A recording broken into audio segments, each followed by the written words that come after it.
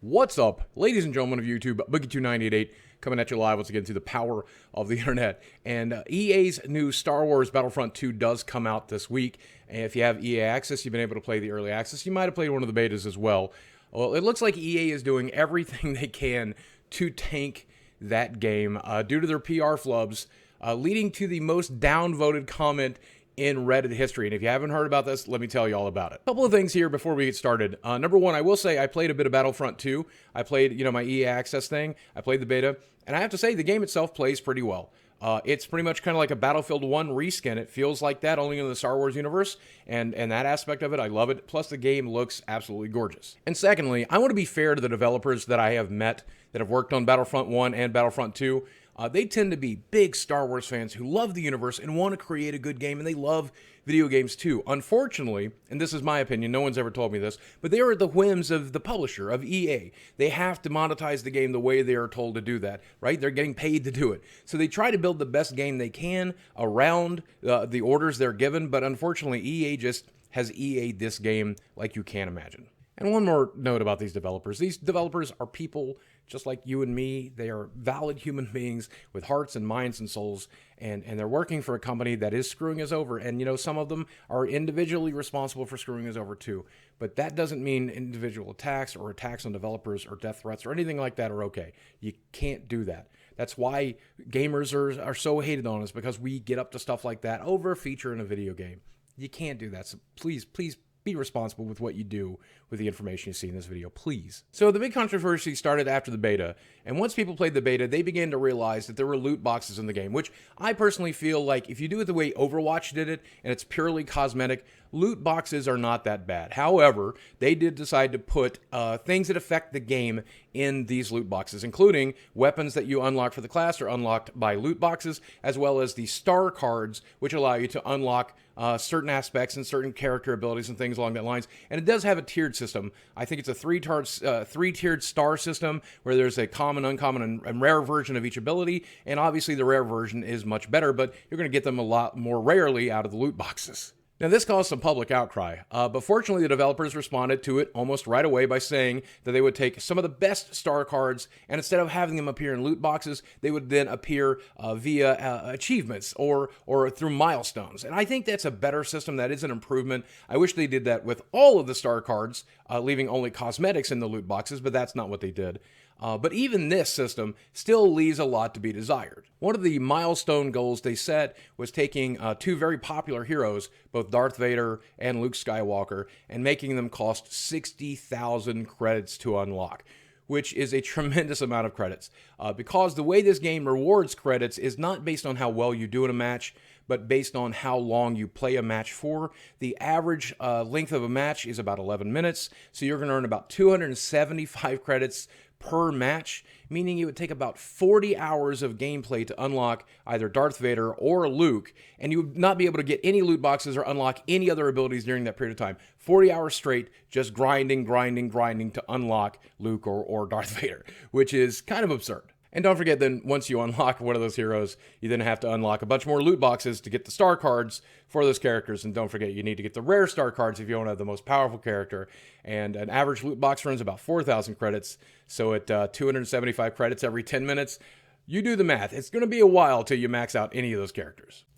Now, this led to a Reddit user basically building a spreadsheet showing how the release version of the game, which he'd played via EA Access, basically became this huge grind fest that is designed to keep you playing for either millions of hours or hopefully, and I think this is the intent, to get people to purchase loot boxes to help shorten that grind. Now, EA's dev team responded officially on Reddit, leading to this, the most downvoted comment ever in Reddit history. They posted, "The intent is to provide players with a sense of pride and accomplishment for unlocking different heroes. As for cost, we selected initial values based upon data from the open beta and other adjustments made to milestone rewards before launch. Among other things, we're looking at average per player credit earn rates on a daily basis, and we'll be making constant adjustments to ensure that players have challenges that are compelling, rewarding, and of course attainable via gameplay. We appreciate the candid feedback and the passion the community has put forth around the current topics here on Reddit, our forums, and across numerous social media outlets. Our team will continue to make changes and monitor community feedback and update everyone as often as we can." Now, to the PR guy who posted this, let me say, man, you're doing the best you can with a bad situation. You were put into a bad situation caught between a company that does not give two craps about you and a community that just wants to play a good Star Wars game and is really pissed off about that, okay? So I hope you're not losing any sleep over this, because you're doing the best you can with the situation. But as far as, feeling a sense of accomplishment by grinding for 40 hours just to unlock Darth Vader, so then you can start opening loot boxes to power up Darth Vader for another 40 hours.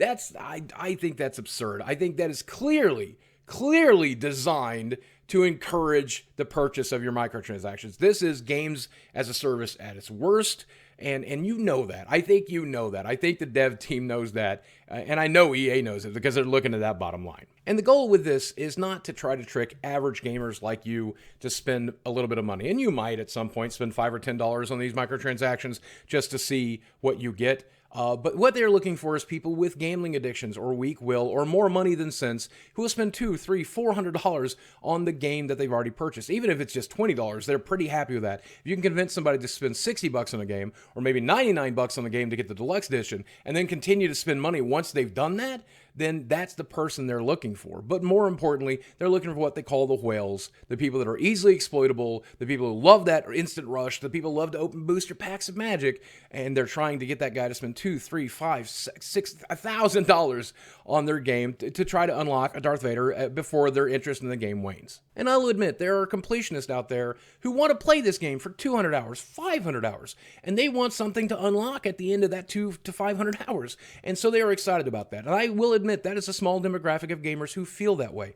The problem is you are denying other players who don't have that kind of time or that kind of dedication access to some pretty important game content like Darth Vader or like Luke Skywalker. That's super frustrating for a Star Wars fan, especially a casual player who's only going to put 15, 20, maybe 30 hours into your game. It's absurd that that's the mass majority of gamers, and you're denying them the content that they would otherwise expect. You'd expect to be able to play Darth Vader in a Star Wars game. Come on. You know that. You know that. And even for the completionists, you put a shortcut there that allows them to pull out the credit card to get the goals that they would otherwise obtain. Of course, they want to spend as much of that time playing Darth Vader as they can of that 200 or 500 hours they're going to put into your game. And so they're going to pull out the credit card to try to get them earlier. So you're not even pleasing those people. If there was no pay-to-win system, if there was no shortcut system with your credit card, then I would say that's good game design. Otherwise, it's not. Otherwise, it's exploitive. Not that pulling out the credit card is that good of a shortcut anyway, because in this article here, the folks over at GameSpot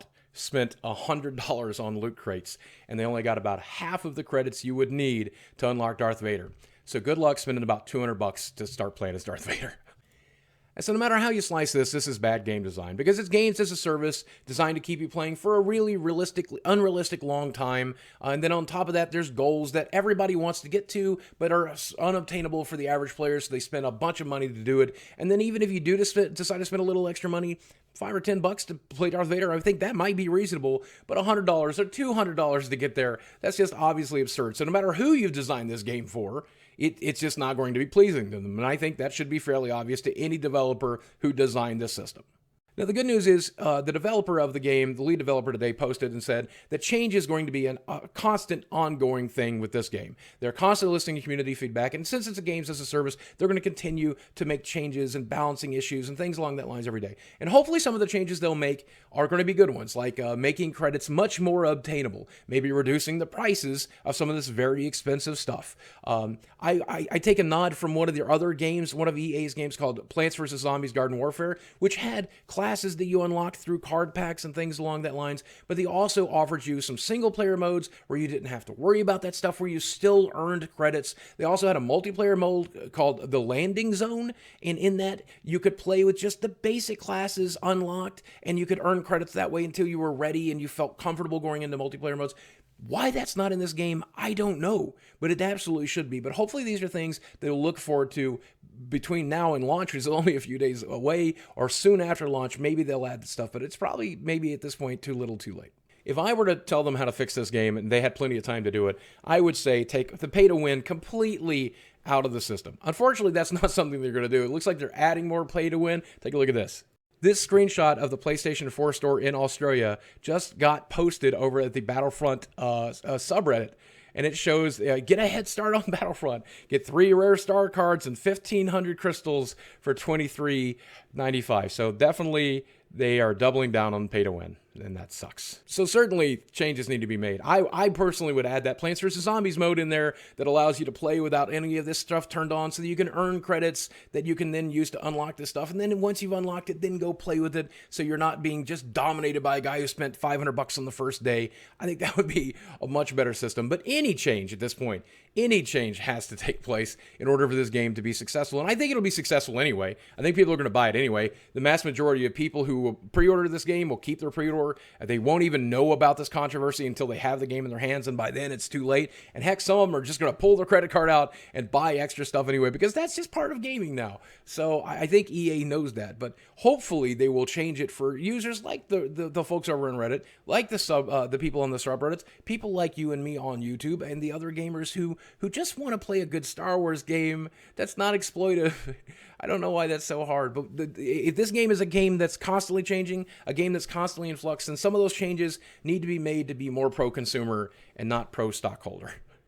That's just my 2 cents. Well, I guess my $200 or $300. And at the end of the day, you know me, I'm a bleeding heart, so my heart goes out to the developers there who I've talked to, because I do know that a lot of them really care about Star Wars, and they really do care about this game, and they're just caught between a rock and a hard place, and it sucks for them. I know they wanted to design a good game that we gamers would love, but they also are being told by EA, we've got to get our money back, you've got to make as much money as possible, we've got to please the stockholders.